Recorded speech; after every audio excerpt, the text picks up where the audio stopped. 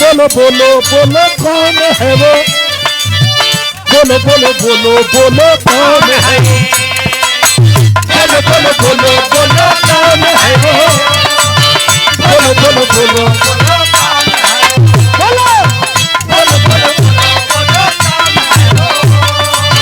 बोलो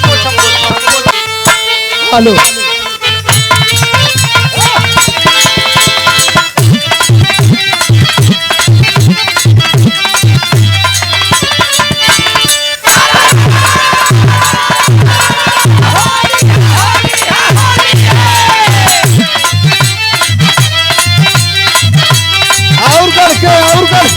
ये होली है भैया तुम जगह छोड़ना आगे पीछे प्रधान पीछे छोड़ा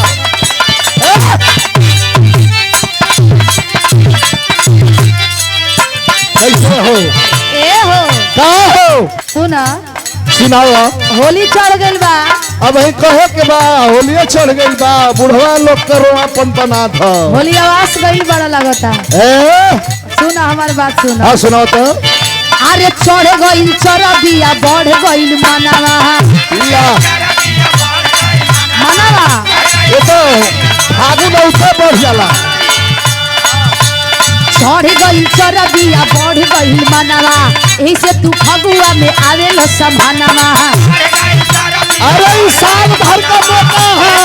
अच्छा अच्छा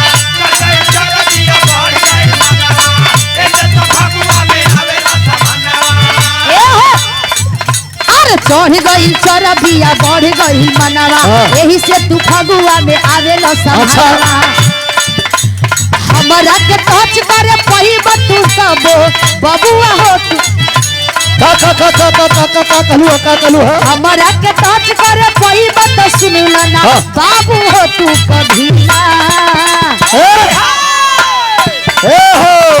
होली में जब तू भेटई बुरा बीना होली में जब तू भेटई बुरा बीना अरे बिजलिया छोड़ाई होली में जब तू भेटई बुरा बीना तोरा बिजलिया छोड़ाई अरे जा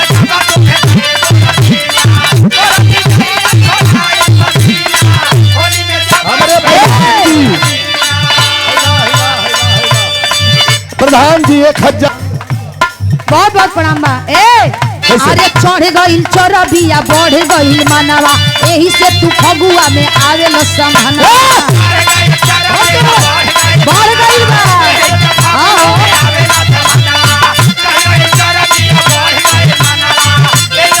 राकेश फौजी धन्यवाद धन्यवाद अरे चढ़ गई चरबिया बढ़ गई मनावा यही से तू फगुआ में आवे लो समानवा आ हमरा के टच करे पही तू सुनी ला बाबू हो कभी ना ऐसन का हमरा के टच करे पही तू सुनी ला ना बाबू हो कभी ना होली में जब तू भेटई बुरा बीना होली में जब तू भेटई बुरा बीना अरे बिजलिया छोड़ाई होली में जब तू भेटई अरे बिजलिया छोड़ाई पसीना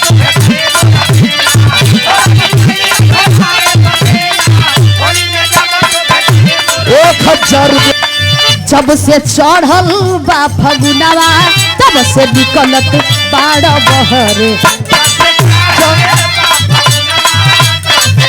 जय हो ऊपर करा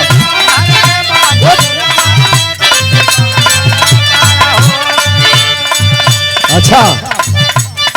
तोहार बढ़ल बाटे मनवा पतियावे लतू सतिया तोहार बढ़ल बाटे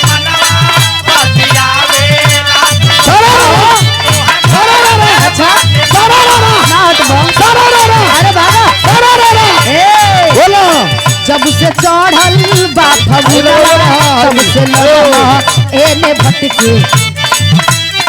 जब से चढ़ल बा फगुनवा तब से लगल एने भटके तोहार बढ़ल बाटे मनवा पतिया जब से चढ़ल बा फगुनवा तब से लगल एने भटके तोहार बढ़ल बाटे मनवा बतियावे न तू सटी के अच्छा कैसे कैसे कैसे कैसे हमारा के टच करे पैबा तू सुन लो बाबू हो कभी ना